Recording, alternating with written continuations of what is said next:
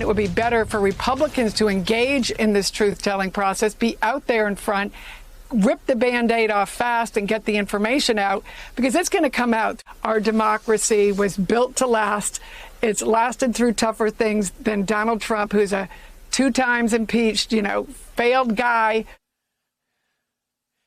Some advice today from former Republican Congresswoman Barbara Comstock as she writes to her colleagues, quote, "My fellow Republicans, stop fearing this dangerous and diminished man." Still with us, Eugene Robinson and Bill Kristol. Bill, there was another tweet today that got our attention. Elise Stefanik, the Harvard-educated upstate New York Trump enthusiast, put out this picture, "One team, save America." It raises so many questions. Does this mean she and McCarthy have agreed to see other people? And does this mean Trump is as diminished as some might hope?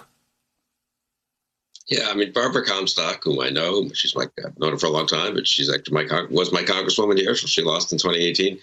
Who she was quite close to and who she voted very much like in the House? Elise Stefanik. 2 intelligent, moderate Republicans, both one from Virginia, one from New York, forward-looking members of the party, uncomfortable with Trump, kept their distance, but sort of nominally, stayed part of the team there.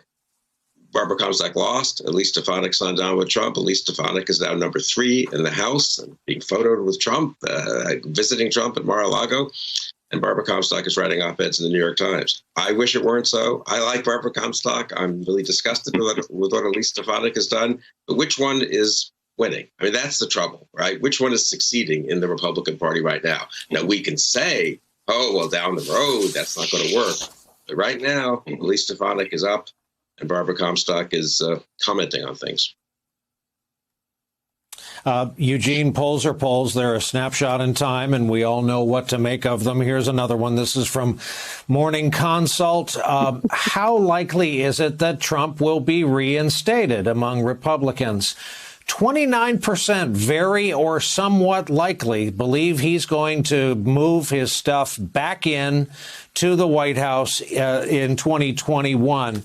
Eugene, if elected Republicans, current office holders with respectable names and resumes, so much as said a peep, would it make any difference at all in that 29% number? I don't know, Brian. Frankly, it's hard for me to know how to read that number. I mean, if you ask in a poll, how likely is it that the sun will rise in the West tomorrow, you would get a percentage of Republicans and a percentage of Americans who said it was somewhat likely. So there is no reinstatement clause in the Constitution, and people should know that, but people don't know that. It certainly reflects a party that is still largely crazily enthralled to Donald Trump.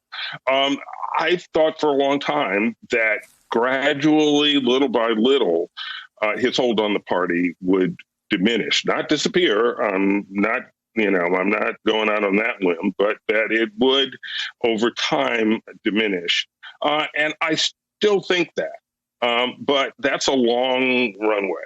And so we're gonna see a crazy Trumpy party for some time, and that's a horrible, terrible, difficult thing for this country to deal with. But here it is. Bill Kristol, I can only give you about 45 seconds for the question, but we hear it all the time. Is there a name? Is there a person who could make a difference and chip away at that 29% number with a public utterance?